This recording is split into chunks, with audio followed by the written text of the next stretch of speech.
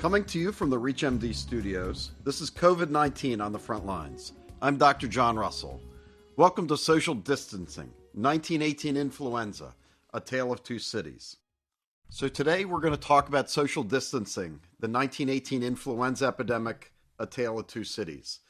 So certainly the concept of social distancing wasn't something people 2 months ago even had any sense about. Flatten the curve is a term that's been all over the media during the COVID-19 epidemic, and more Americans are being asked to shelter in place as city and states start closing schools and non-essential businesses.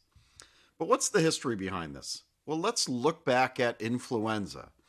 So the term influenza comes from an influence of the stars, medieval Latin, influentia. The ancient Romans would look into the skies and they would see certain stars and they felt that is what caused influenza. First described by Hippocrates, we've had epidemics with flu every 1 to 3 years for the last 400 years. Pandemics or worldwide epidemics occur less often. First documented one was in 1580. The last was 2009 when we had the H1N1 pandemic. But I want to talk about the 1918-1919 pandemic, where we saw 20 to 50 million deaths worldwide and over 500,000 deaths in the United States over a 6-week period of time. Well, through this epidemic, there's been a lot of discussions of where this all started, calling this the Chinese coronavirus. Well, in essence, the 1918-1919 flu epidemic began in Fort Riley, Kansas in March of 1918. There were about 1,100 hospitalized, few died. April through June, we started sending troops over to World War I. They started living in trenches, and the flu mutated and changed. Certainly, there was a huge concentration of cases in Spain. That's why it became known as the Spanish Lady. In mid-July, the flu that was seen in 1918 was killing more soldiers than the war was, and it turned fatal. It led to the cytokine storm, where people had cyanosis, headache, blood so thick it clogged needles. Nothing that we would think about when we think about flu right now. So in late August of 1918, 2 sailors in Boston became ill. The Boston Globe actually talked about it being germ warfare. We were fighting the Germans, and the only pharmaceutical company at the time was Bayer, which was a German company. And someone postulated that the Huns were putting something in the aspirin. On September 8th, 1918, a ship from Boston docked in Philadelphia. There also were sailors who docked at the same time in New York City, and the 2 cities had different approaches to these 6 sailors. 3 days later, the first sailor in Philadelphia took ill, and by September 18th, there were 600 sailors ill in the city of Philadelphia. But the story that really happened in Philadelphia happened about 10 days later. So the city of Philadelphia was challenged to raise $259 million for World War I to support Philadelphians who were fighting in World War I. So the city decided to host, amongst other things, a Liberty Loan Parade. At that point, there were 525 cases and 75 deaths in the city of Philadelphia. Physicians throughout the city called for canceling the parade, but really the city felt that it had to raise money for World War I. And the parade went on, and it was, for people who attended, it was a great success. The Philadelphia paper, the Evening Bulletin, described it as a great day in Philadelphia.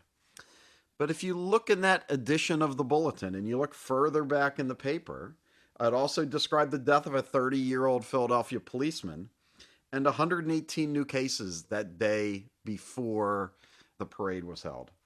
2 days after the parade, 160,000 Philadelphians were ill. By October 1st, every hospital bed in the city was filled. By the 3rd week of October, the grip had killed 4,500 Philadelphians. Doctors and nurses began working around the clock. Multiple healthcare workers died. There were even cases of nurses being kidnapped on their way home so they could go and take care of sick people who were home.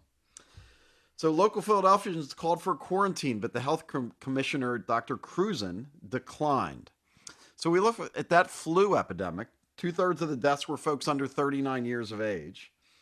At the time, the Philadelphia morgue had room for 36 bodies. It had 500 bodies in it. Bodies were stacked 3 and 4 deep. Soon, schools, theaters, and saloons were closed 5 days after the parade, or probably it was a little late. Funerals could only be attended by family members, and over a 6-week period of time, 12,687 Philadelphians had died, with a height of 759 people dying in a day, and the flu was gone by November, and it had a death rate of 407 per 100,000 persons. Now, if you look what happened in St. Louis, a much different story, and this is the graph you often see in the flatten the curve. So in late September 1918, Health Commissioner Dr. Max Starkloff began preparing for influenza that he thought would find its way west from Boston. So he began by asking the St. Louis Medical Society to report all cases of influenza to him. He wrote an article for the St. Louis Post-Gazette on how to avoid influenza, avoid alcohol, fatigue, and crowds, get fresh air, and avoid those who are ill. Maybe one of our first discussions in a pandemic of social isolation. There was a Jefferson Army barracks 10 miles from St. Louis that had a few cases by October 1st. The commandant of the base, who also was a little bit of a hero, banned public gatherings, revoked all leave, and seized all visitors from coming to visit the barracks where the soldiers were staying.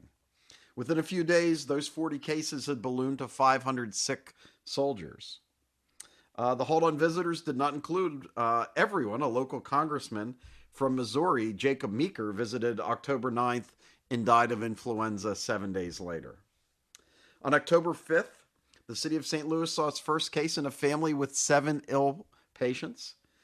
There were 50 cases by the next day. Starkloff requested the upcoming Liberty Loan Drive be canceled. So 2 cities approached raising money for World War I very differently. He also, through the aldermans, got the mayor powers to declare influenza a contagious disease, and the mayor got authority to declare a public emergency. That led to doctors having to report all cases and patients needing to self-isolate. By October 7th, as cases increased, Starkloff asked the mayor, the public health service, public school system, St. Louis Medical Society, city hospitals, and representatives from the business community all to come together. They discussed mass closures. At the time, there were only 100 cases in the city and 900 at the hospital barracks that was 10 miles away. This group eventually agreed on mass closures that began October 8th. The school closed 1 day later on October 9th. By October 11th, the city hospital was full. This was the city hospital. The private hospitals were not filled because they would not take flu patients. And the city rallied around the healthcare community through volunteerism, through visiting nurses. There were 40 nurses who cared for over 3,000 St. Louis residents in their home. October 15th, the cases went over 3,000. Another hospital began accepting patients. On October 20th, Starkloff put restriction on business. The business community complained. The mayor wanted to overturn it, but the city physicians refused. And they said until there were less than 150 cases a day, they wanted the ban to stay in place. So on November 9th, all non-essential businesses were closed. Schools reopened on December 9th after the cases decreased, and all restrictions were lifted by December 28th. So what happened? So we saw a very steep rise to the curve in Philadelphia. Lots of deaths that happened over 6 weeks. St. Louis still had flu, but it happened over a longer period of time, from the beginning of October almost to January 1st. But thanks to a quick-thinking health commissioner, St. Louis only had 358 cases per 100,000 people. So about 50, 60 less cases per 100,000 people just in how they did that. But the curve is longer. So the health system was not so overwhelmed. Only 7 American cities had lower rates: Minneapolis, Indianapolis, Milwaukee, Toledo, Grand Rapids, and Columbus. So as you see this curve about flattening the curve and social distancing, it does not mean we're not going to have COVID-19 patients. We're just hopefully not going to have COVID-19 cases at a point when we don't have enough ventilators, when we don't have enough PPE, when we don't have enough healthy healthcare workers. That this is something that we're going to be hopefully battling for months and not overwhelmed by in weeks. For ReachMD, this is COVID-19 on the front lines.